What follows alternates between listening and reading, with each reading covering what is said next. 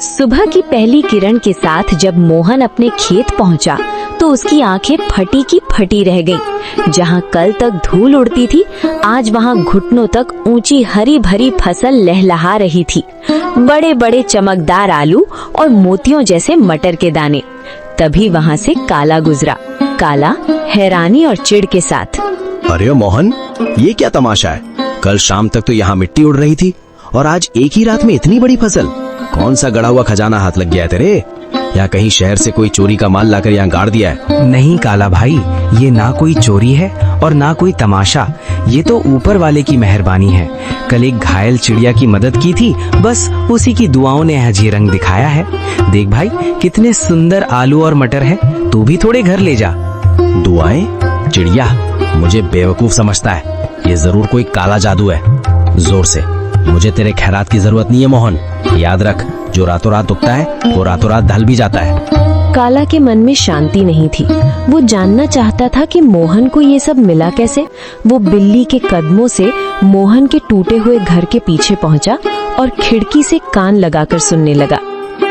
अंदर मोहन, बिमला और माँ बातें कर रही हैं। मोहन, मुझे अब भी यकीन नहीं होता। वो सुनहरी परी सच में हमारे लिए फरिश्ता बनकर आई थी। उसने कहा था ना कि जब तक दिल साफ रहेगा ये फसल बढ़ती रहेगी। हाँ बिमला, उसने उसी बरगद के पेड़ के पास दर्शन दिए थे जहाँ से मैं रोते हुए लौट रहा था। वो दिव्य प्रकाश, वो ममता भरी आंखें, मैं कभी नहीं भूल सकता। काला भाई को शक हो रहा था, पर उसे कैसे समझाऊं कि ये सब दया का फल है। काला खिड़की के बाहर बुदबुदाते हुए, अच्छा तो ये बात है। बरगद का पेड़, परी और सुनहरी पोटली। अगर उस भीख मंगे मोहन को परी मिल सकती है तो मैं तो उससे कहीं ज्यादा चालाक हूँ। मैं भी कल उसी पेड़ के पास जाऊंगा और उस परी से सब कुछ छीन लूंगा। काला सुबह सुबह उसी बरगद के पेड़ के नीचे पहुंच गया। उसने एक जाल बिछाया और एक चिड़िया के आने का इंतजार करने लगा।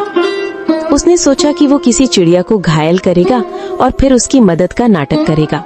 कहाँ है वो परी? ओ चिड़िया, बाहर निकल। देख, मैं तेरे लिए कितने दाने लाया हूँ। बस एक बार मेरे सामने आ जा और मुझे वो मखमली पोटली दे दे। मुझे आलू मटर नहीं, मुझे सोना चाहिए, चांदी चाहिए।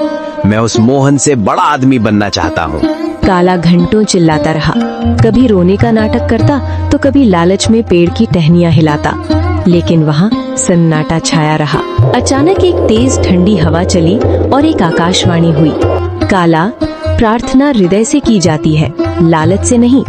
मोहन ने एक जान बचाने के लिए अपनी कमीज फाड़ी थी और तू एक जान लेने के लिए जाल बिछा रहा है।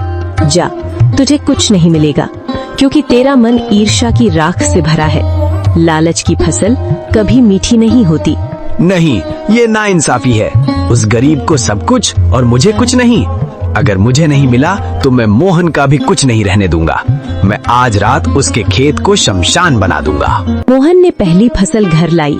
बिमला ने जब आलू और मटर की सब्जी बनाई तो उसकी खुशबू पूरे गांव में फैल गई। बीमार माँ ने जैसे ही एक निवाला खाया, उनके चेहरे पर रौनक आ गई। पिताजी, ये आलू तो बहुत मीठे हैं। क्या ये सचमुच हमारे खेत के हैं?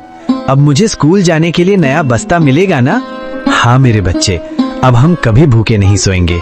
बिमला देखो, भगवान ने सुन ली। आज माँ की आंखों में चमक देखी? ये उन जादुई बीजों का ही प्रताप है। बिमला आंखों में आंसू भरकर, मैं तो डर गई थी मोहन। मुझे लगा था कि गरीबी हमारी पहचान बन गई है, लेकिन आज पहली बार लग रहा है कि हमारे घर में भी लक्ष्मी ने कदम रखा है। पर मुझे उस काला से डर लगता है। उसकी नजरें हमारे खेत पर जमी हैं।